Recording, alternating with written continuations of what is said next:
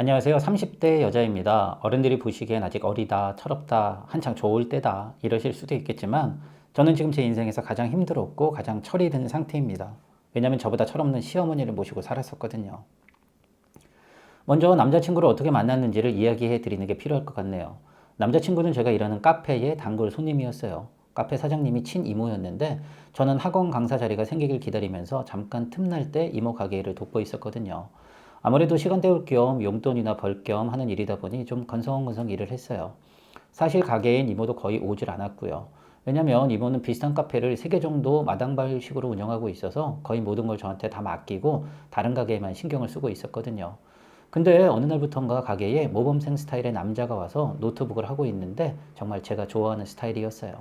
그냥 어린 시절 본 로맨스 소설에 나오는 주인공인데 잘생긴 주인공이 아니라 모범생인데 말도 잘하고 반장이면서 약간 나쁜 남자 스타일이 있잖아요. 지금 생각해보면 그냥 20대 철없던 시절의 로맨스였지만 그때 그런 남자에게 끌렸고 매일 와서 커피 한 잔 마시며 노트북으로 뭔가 공부하는 단골 손님에게 푹 빠져서 제가 먼저 다가갔죠.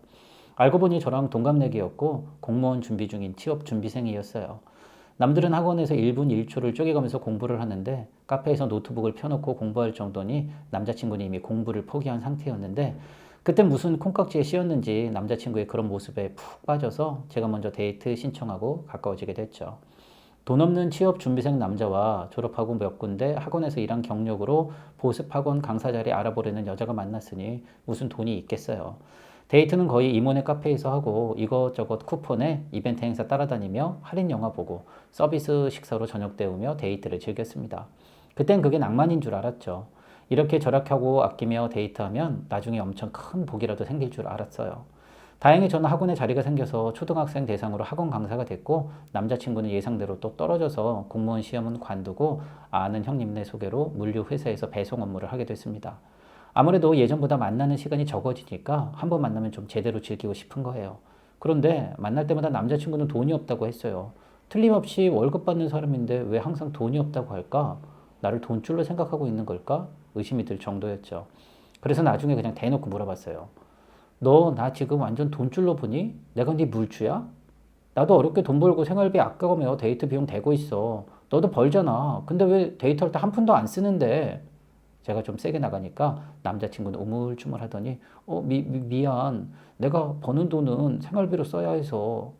나는 시골에서 올라와서 이모 집에 얹혀 살면서 생활비를 버는 거고 너는 너네 집에서 사는데 무슨 생활비를 내? 사실은 우리 집에서 나만 돈을 벌거든. 순간 머리가 띵 하더라고요. 아버지는 사업하시고 어머니는 무슨 네일샵을 하신다고 들었는데 그러면 부자는 아니어도 쪼들리진 않을 거라고 생각했거든요. 근데 남자친구만 돈을 번다는 소리에 약간 당황하기도 했어요. 그래서 이게 무슨 일이냐고 물어보니 남자친구가 한숨을 푹 쉬더군요. 알고 보니 남자친구가 했던 아버지가 사업하신다는 말은 거짓말이었고 작은 휴대폰 가게를 운영하시다가 이미 관두시고 집에서 쉬고 계셨고 어머니 역시 네일샵을 하시다가 월세가 밀려서 이미 나오셨다고 하시더라고요.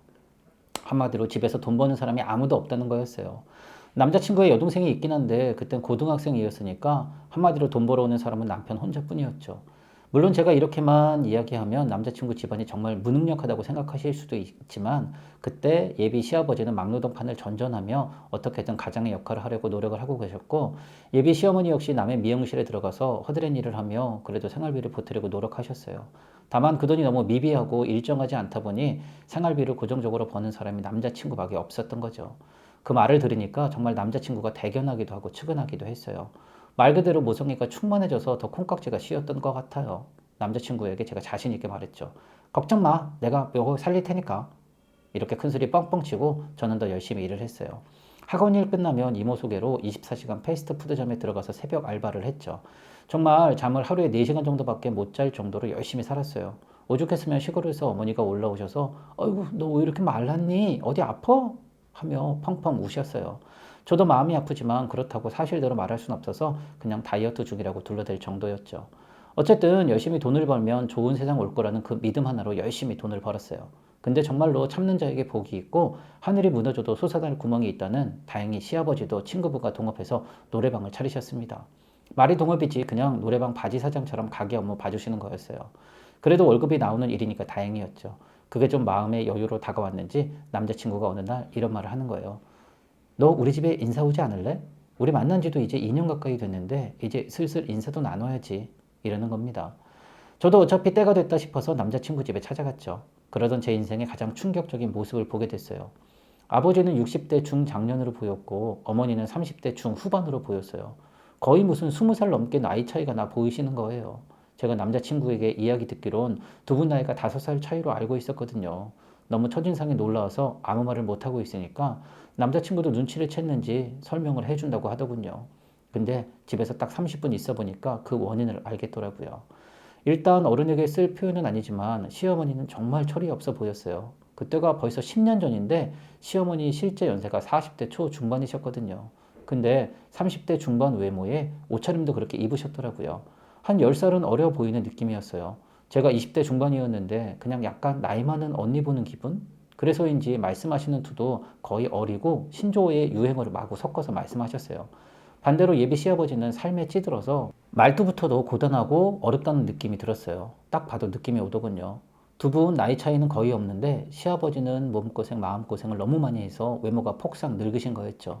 반대로 시어머니는 업무적인 특성도 그렇지만 원래 타고난 동안에 약간 철없이 생각하고 관리를 꾸준히 하다 보니 너무 젊어 보였어요.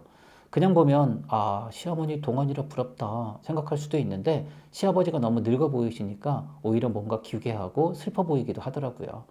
게다가 시어머니는 저만 보면 엄청 친한 척 하시더라고요. 남들은 시어머니가 어렵고 힘들어서 오랜 시간 같이 해도 대면대면 한다던데 저는 첫날부터 시어머니랑 거의 언니 동생 같은 분위기를 느꼈어요. 정말 저에게 엄청 친한 언니처럼 대해주시는데 그게 오히려 낯설더라고요. 사실 처음으로 집에 인사드리러 갔는데 얼마나 각오를 단단히 하고 갔겠어요. 근데 시어머니가 친한 언니처럼 잘해주니 정말 이상하더라고요.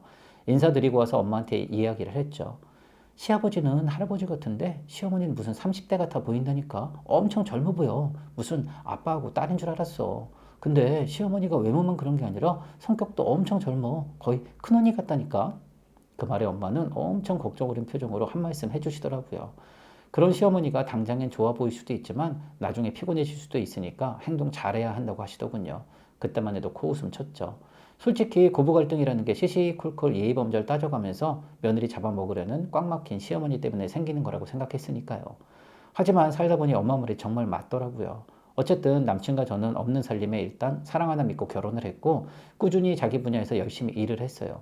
저는 아이를 임신하고 나서 학원을 관두고 이모네 카페에서 알바를 좀 하다가 이모가 사업을 접고 이민을 가는 바람에 그냥 육아에만 전념하기로 하고 전업주부가 됐죠.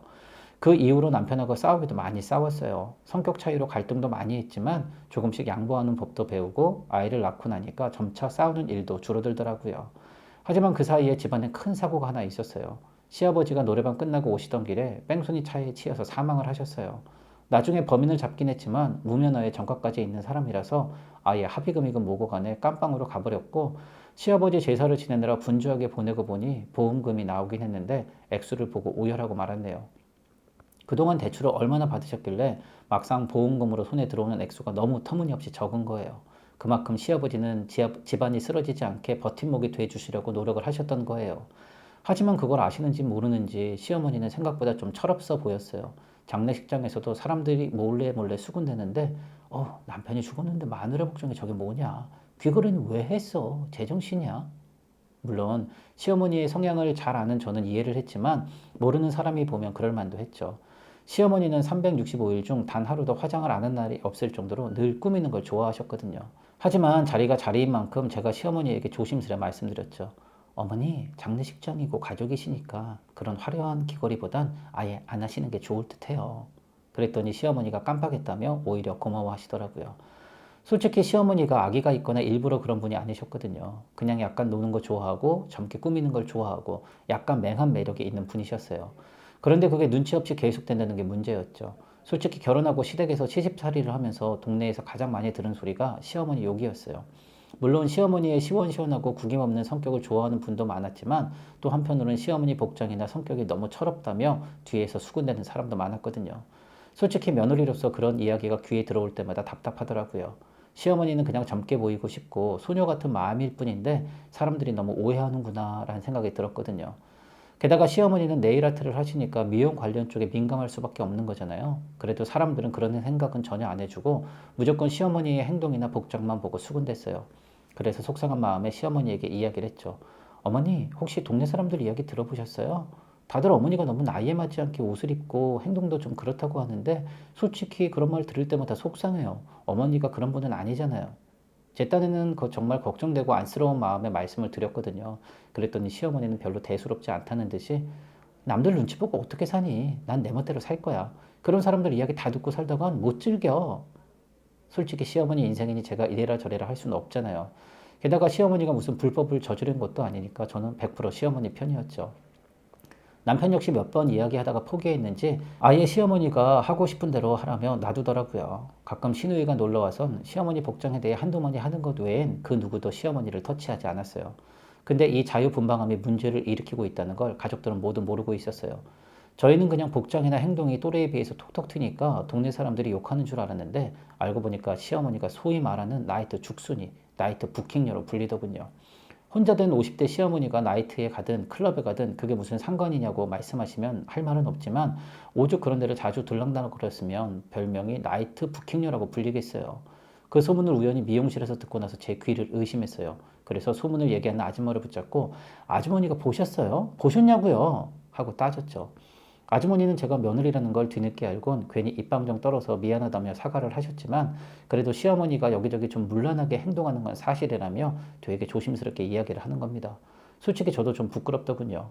이건 개인의 개성을 넘어서 동네 사람들이 안 좋게 볼 수 있는 먹잇감을 던져준 꼴이 된 거잖아요. 게다가 소문을 들어보니 시어머니랑 부킹한 동네 아저씨도 몇 명 있다고 하던데 정말 그 말을 듣는 순간 제가 쥐구멍에 숨고 싶었어요. 도저히 안 되겠다 싶어서 남편에게 소문을 이야기했죠. 그 얘기를 들은 남편은 진짜 노발대발하며 시어머니에게 따졌어요. 어머니, 동네 창피하게 이게 뭐예요? 나이트에 얼마나 가셨길래 이런 소문이 동네에 돕니까? 그러더니 시어머니는 정색을 하며 너 내가 밤에 나이트 가는 거 봤어? 네가 밤에 나가는 거 봤냐고? 갑자기 역정을 내시는 거예요. 그러고 보니 밤에 시어머니가 나가신 적이 없거든요. 도대체 그럼 이런 소문이 왜 난 거냐고 물었더니 시어머니는 내가 그 이유를 어떻게 하니? 이제 남편 없다고 동네 아줌매들이 나 하나 두고 반찬거리로 씹어대는 것 같은데 어림도 없는 소리. 지네 남편들 간수나 잘하라고 그래. 그리고 니네도 어디서 이상한 소문 듣고 오지 마. 시어머니가 강하게 말씀하시니까 저도 할 말이 없더라고요. 일단 가족 말을 믿는 게 당연하니까 저도 시어머니 말씀을 철석같이 믿었죠. 그리고 며칠 후에 고향집에 일이 생겨서 시골에 내려갔어요. 그때 우리 애가 4살이었으니까 한창 이런 말 저런 말을 막 할 때였죠. 시골집에서 저는 일을 보고 있고 엄마랑 아이랑 놀아주고 있는데 갑자기 저를 부르시더니 깜짝 놀란 표정으로 예, 너는 집에서 남편한테 아직도 자기야 이러니? 4살밖에 안 된 애가 왜 자기야 보고 싶어? 이런 말을 하니? 이러시는 거예요. 저는 남편이랑 동갑내기라서 자기야 여보라는 말 대신 그냥 이름을 자주 불렀거든요. 아이 낳고 나선 아이 아빠라고 불렀고요. 자기야라는 표현은 제 성격상 잘 쓰질 않았어요. 근데 자기야라는 말을 아이가 하는 걸 보곤 저도 좀 의아하더라고요. 애들은 부모가 말하는 걸 보고 자란다는데 도대체 어디서 이런 말을 배웠을까 궁금해서 아이에게 물어봤더니 시어머니가 그런 말을 했다고 하는 거예요. 솔직히 멍하더군요. 우리 몰래 만나는 남자가 있는 것 같긴 한데 왜 하필 아이가 보는 앞에서 통화를 해서 4살 박이 아이가 따라하게 만들었을까 약간은 화도 좀 났습니다. 그래도 무슨 욕설이나 비속어는 아니니까 그냥 모르는 척하고 넘어가려고 했죠. 그리고 시댁으로 돌아와서 시어머니가 누구랑 통화를 하나 저도 모르게 관심 있게 귀를 쫑긋 세우게 됐어요. 솔직히 별다른 통화도 잘 안 하시더군요. 그러다가 며칠 후에 시어머니가 깜짝 선언을 하는 거예요. 내일 아트샵이 조금 잘 돼서 2호점을 열고 싶다고 하시는 겁니다. 물론 좋아할 일이지만 솔직히 가게가 잘 되는 것 같지도 않은데 2호점을 연다는 게 이해가 안 됐거든요. 그래서 어머니 2호점 열면 좋죠. 근데 얼마나 모으셨길래 2호점을 여신다는 거예요? 그랬더니 시어머니는 정말 자신 있게 돈 걱정은 하지 말라고 하더군요. 장사가 잘 되고 돈 걱정도 하지 말라고 하니까 기분은 좋았지만 그래도 괜히 불안한 겁니다. 그 말에 남편도 뭐가 느낌이 이상했는지 하루는 저에게 혹시 모르니까 엄마네 가게 좀 한번 가봐. 정말 장사 잘 되는지 한번 확인 좀 해봐. 그래서 제가 아이를 데리고 가게를 한번 가봤죠. 근데 가는 도중에 세상에나 오촌 아저씨를 만나게 된 거예요. 솔직히 저는 기억을 잘 못했는데 먼저 아는 척을 하시더니 오 너네 아빠랑 꼭 닮았네 이러면서 반가워하시는 거예요. 제가 대학 들어가기 전까지 그러니까 더욱 정확히 말하면 친정 아버지가 돌아가시기 전까진 우리 집에 자주 놀러 오신 분이라서 되게 가깝게 지냈었거든요. 근데 친정 아버지가 돌아가시고 나서 소식이 뜸했는데 서울 한복판에서 만나니 너무 놀랬어요. 너무 반갑기도 하면서 그동안 시간이 좀 지난 터라 어떻게 저를 알아보셨냐고 했더니 사실 몇 주 전에 시골에 있는 아버지 산소에 들렀다가 저희 엄마를 뵙고 제 소식을 들었다는 거예요. 그러면서 사진을 본 터라 금방 알아봤다면서 반가워하시더군요. 근데 땀을 꽤 많이 흘리시길래 어디 가서 차나 한잔 하자고 했죠. 워낙 저를 이뻐하셨던 분이라 고맙기도 하고 반가운 마음에 차를 한잔 하자고 하셔서 근처 카페에서 차 한잔하며 이런저런 이야기를 나눴죠. 원래 빈집 수리해주거나 리모델링 업무를 하셨는데 요즘 리모델링 하우스가 인기가 좋아서 아예 경기도랑 서울에 사무실을 차렸다며 명함을 주시더라고요. 잘 풀리신 것 같아서 다행이라 생각했죠. 지금은 어디 가시는 길이냐고 했더니 운동 마치고 사무실에 들어가는 길이라고 하시더군요. 아무래도 현장도 나가야 하고 간혹 밤샘 작업도 있다 보니 체력 관리에 힘써야 한다며 씩 웃어주시는데 돌아가신 친정아빠 생각이 났어요. 피는 못 속인다는 말이 안 좋은 의미로 들릴 수도 있겠지만 반대로 지금처럼 울 아빠랑 오촌 아저씨랑 괜히 닮은 것 같아서 순간 이해 생각도 나고 역시 피는 못 속이는구나 란 말을 다시 떠올리게 되더군요. 오촌 아저씨에게 집 지을 사람 있으면 무조건 추천해 주겠다고 이야기한 후에 헤어졌어요. 그리고 바로 시어머니 가게를 가봤는데 가게 문이 닫혀 있는 거예요. 장사가 잘 돼서 2호점까지 낸다더니 가게 문 앞엔 오늘 쉽니다란 팻말이 달려있더군요. 장사가 잘 돼서 쉬는 것 같진 않고 이렇게 주먹구구식으로 쉬면 오히려 장사가 더 안 된다는 증거로 보이더군요. 도대체 대낮부터 가게 문 닫고 어딜 가셨나? 조금 어이가 없긴 했지만 일단 애도 피곤해하고 저도 찬거리를 얼른 사서 들어가려고 마트에 갈까 하다가 시간 여유도 없고 차가 없어서 크게 장을 볼 수는 없으니 집 근처 전통시장에 들렀습니다. 규모도 크질 않고 가끔 급할 때만 가는 터라 여기저기 돌아다니면서 필요한 창거리를 구하곤 했는데 전통시장 뒤편에 있는 낡은 건물에서 신나는 댄스 음악 소리가 흘러나오는 거예요. 시끄러울 정도는 아니라서 거실 정도는 아니었지만 어디서 음악이 새어나오는 느낌이었어요. 뭔 소린가 싶어서 장사하는 아줌마에게 물어보니 옛날로 카바레로 쓰던 건물인데 최근에 무슨 나이트클럽으로 이름을 바꾸고 아침부터 음악 틀어놓고 영업한다는 거예요.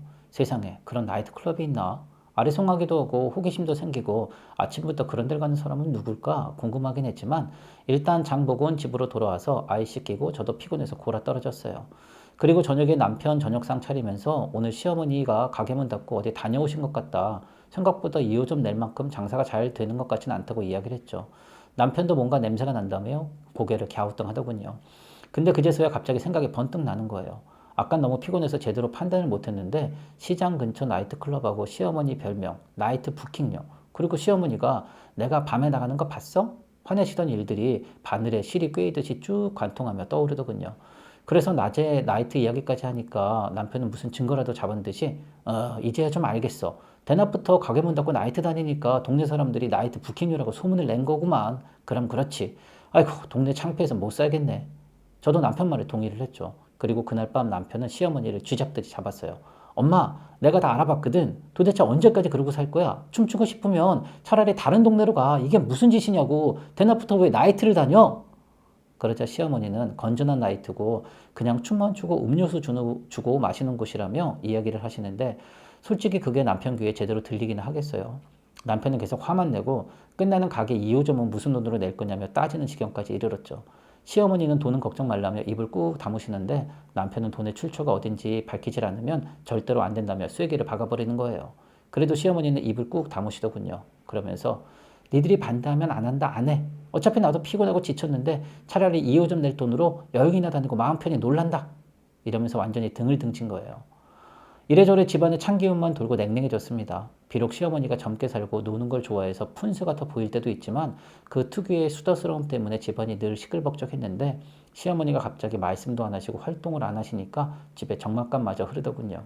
그렇다고 쉰을 훌쩍 넘긴 분을 못 나가게 막을 수는 없으니까 일단 가게는 유지하되 어디서 출처도 모르는 돈으로 2호점을 연다는 생각을 버려달라고 했죠. 근데 시어머니는 다시는 가게 안 나간다며 낮엔 집에만 계셨습니다. 아무래도 나이트클럽 간다고 또 의심받을까봐 아예 집에만 계시려고 하더라고요. 게다가 가게도 안 하신다면서 아예 접어버리시더군요. 굳이 이렇게까지 하시니까 죄송하기도 했지만 남편은 남편대로 화가 단단히 나 있었고 시어머니도 괜히 자식 얼굴에 먹칠하는 것 같으니까 다시는 동네 사람들한테 흠 안 잡히겠다며 아예 바깥 출입을 안 하시겠다며 가게도 접어버리셨어요. 그러니 집에만 계시거나 간혹 주말에 여행용으로 쓰는 차를 끌고 동네 마실이나 좀 다녀오곤 하시더군요. 6살 아이는 할머니랑 같이 있어서 엄청 좋아해서 그나마 다행이었어요. 이참에 잘 됐다 싶어서 낮에 아이를 유치원에 보내고 나서 유튜브 하는 방법을 배우러 구청을 나갔어요. 집에만 있으면 괜히 나 혼자 도태되는 것 같고 뒤처지는 느낌이라서 동네 아줌마들하고 같이 무료 강좌라도 좀 받자고 구청을 나가게 됐죠. 자연스럽게 유치원에서 아이를 데려오는 일을 시어머니가 해주시게 된 거예요.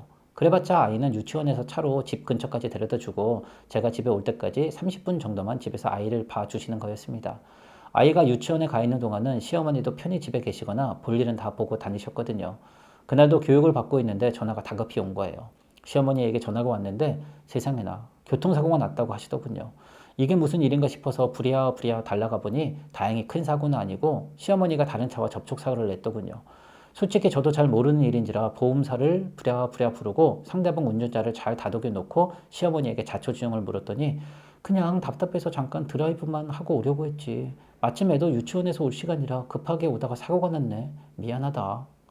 살다 보면 그럴 수도 있는 거니까 다친 데만 없으면 다행이라 생각하고 보험사 오기만 기다리고 있는데 마침 오촌 아저씨가 오시더니 무슨 일이야? 이러시더군요. 그래서 저도 모르게 오셨어요? 이렇게 인사를 드리려는데 오촌 아저씨가 저를 보곤 너도 있었네? 이러는 겁니다. 한마디로 말해 저를 보고 온 게 아니라 시어머니를 보고 오신 거였어요. 이게 무슨 조화인가 싶어서 어리둥절해 있으니까 오촌 아저씨는 둘이 어떻게 아는 사이야? 오히려 묻더군요. 시어머니도 당황해서 우리 사이가 어떻게 된 거냐고 묻길래 저는 오촌 아저씨라고 설명을 드렸죠. 그랬더니 시어머니 얼굴이 파랗게 변하는 거예요. 사고 났을 때도 멀쩡하던 시어머니가 그 말 한마디에 얼굴이 싹 변하는데 저도 당혹스럽더라고요. 그래서 오히려 제가 반대로 물어봤죠. 두 분은 어떻게 하는 사이예요? 그랬더니 시어머니는 예전에 가게의 단골 손님으로 알게 됐다고 말도 안 되는 변명을 늘어놓는 거예요. 쉰이 넘는 남자가 네일아트 단골 손님이라니 이게 말이나 됩니까? 워낙 당황하시길래 그냥 넘어가려고 했는데 문제는 이게 그냥 넘어갈 수가 없게 된 거예요. 차마 입에 담기도 어려웠지만 문제는 시어머니가 임신을 하신 거예요. 그것도 나이 54살에. 저는 그 얘기를 듣고 기절하는 줄 알았어요. 이거 해도 너무하더군요.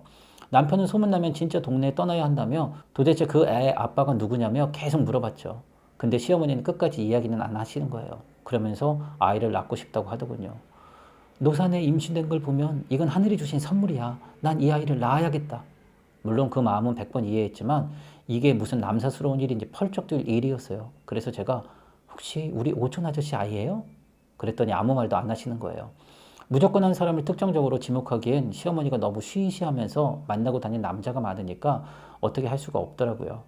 근데 더욱더 저를 열받게 만든 아이의 한마디가 있었습니다. 그때 안방에서 유튜브를 보던 6살 난 아이가 화면을 보여주면서 엄마 이게 뭐야? 이러는 거예요. 화면을 보니까 예능 프로에서 씨름으로 장난치고 있더군요. 누가 봐도 이리 구르고 저리 구르고 하는 모습이었습니다. 그래서 응 씨름이야 근데 왜? 그랬더니 갑자기 아이가 이거 저번에 안방에서 할머니랑 웬 할아버지랑 씨름하는 거 봤는데 이러는 거예요. 갑자기 눈이 뒤집히더군요. 아이 눈에는 그 모습이 씨름으로 보였었나 봅니다. 그래서 이걸 언제 봤냐고 하니까 며칠 전에 유치원 끝나고 작은 방에서 낮잠 자고 있다가 안방에 왔는데 할머니가 웬 할아버지랑 씨름을 하고 있었다고 하더군요. 너무나 눈이 뒤집혀서 저도 모르게 안방에 있던 시어머니의 뺨을 후려치고 말았네요. 저도 완전히 이성을 잃은 거죠. 얼결에 맞은 시어머니는 왜 이러냐면 소리를 버럭버럭 지르시는데 저야말로 소리를 더 쳤어요. 어머니, 제가 100번, 1000번 참았어요. 그 나이에 누군지도 모르는 남자, 아이 임신하신 것까지 참겠는데 하필이면 그런 짓을 안방에서 벌이세요. 도대체 생각이 있으신 거예요? 뭐예요? 저는 어머니가 젊게 살고 깨어있는 분인 줄 알았는데 지금 보니까 완전히 물러나신 분이었어요. 그 말에 시어머니도 열이 받으셨는지 제 머리카락을 붙잡아 뜯고 완전히 난장판이 됐습니다. 물론 나중에 남편이 와서 중재하고 마무리가 됐지만 이젠 시어머니랑 한 집에서 사는 건 절대로 있을 수가 없는 일이 되어버렸죠. 시어머니 역시 이젠 집에서 나가라고 하기엔 애매해진 거예요. 일단 집 명의가 남편 이름으로 되어 있고 거의 대부분 남편의 돈으로 물건을 산 터라 본인이 나가야 할 판이었으니까요. 근데 임신한 몸으로 어딜 갈 수 없다며 버티시더군요. 한 지붕 아래 정말 불편한 동거가 시작됐어요. 그래서 하루는 시어머니에게 하소연을 했습니다. 어머니, 그냥 용돈 두둑히 드릴 테니까 하나만 말씀해 주세요. 뱃속에 그 아이 누구 아이예요? 우리 오촌 아저씨하고 연관이 있어요? 그랬더니 시어머니가 아무 말 없이 고개를 끄덕이시더군요. 머리가 하얘지는데 미치겠더라고요. 그래서 아이는 진짜로 낳으실 거예요? 했더니 정말 낳고 싶다고 하더군요. 그냥 포기하고 그렇게 하시라고 했죠. 대신 우리는 같이 키울 수 없으니 애 아빠 찾아서 같이 키우시든 아니면 집을 비워달라고 했습니다. 도저히 같이 지낼 수가 없으니까요. 그런데 몇 주 후에 굉장히 안 좋은 소식이 들렸어요. 어느 정도 예산은 했지만 노산이라 아이가 유산이 되어버렸다는 거예요. 시어머니는 많이 상실감에 힘들어 하시더군요. 그렇다고 어떻게 위로를 해드릴 수가 없었어요. 그런데 마음을 추스른 시어머니가 먼저 와서 사과를 하시더군요. 내가 철없이 살다 보니 니들 생각은 안 하고 나 놀고 싶은 대로만 놀았네. 미안하다. 마지막까지 사고만 쳤네. 어쨌든 이젠 내가 곁에 있어봤자 니네한테 짐만 되니 그리고 앞으로는 나도 정신 차리고 살려고 한다. 그동안 너무 내 멋대로 살았어. 오죽하면 이 나이에 임신까지 했겠니. 내가 봐도 나 같은 여자는 정말 첨이네. 일단 있는 돈으로 다른 동네 가서 네일아트 숍 열고 조용히 살려고 한다. 그때 네일아트 숍 돈 준다는 사람하고는 이야기 다 끝났으니까 그냥 앞으로는 서로 응원하며 연락하고 지내자꾸나. 어머니는 그러곤 집을 비우셨어요. 경기도 어느 중소도시에 작은 네일 아트샵을 내셨거든요. 물론 남편만 찾아가서 인사를 드렸고요. 저는 솔직히 시어머니를 다시는 보고 싶진 않아요. 왠지 선을 넘을 대로 넘었다는 느낌이니까요. 그래도 남편이 자기 엄마 챙기는 걸 말리진 않습니다. 아무리 사고를 치셨더라도 시어머니는 가족이니까요. 게다가 마지막엔 유산의 아픔도 있으니 비록 떨어져 지내더라도 남편이 달래드리는 건 맞다고 봅니다. 듣자 하니 오촌 아저씨랑 같이 사는 것도 아니고 어떻게 지내는지는 모르겠지만 그냥 다 연락 끊고 마음고생 안 하고 사는 게 가장 편하더라고요. 정말 철없는 시어머니 덕분에 제 인생도 피곤했던 시간들이었습니다. 저희 긴 글 읽어주셔서 감사합니다.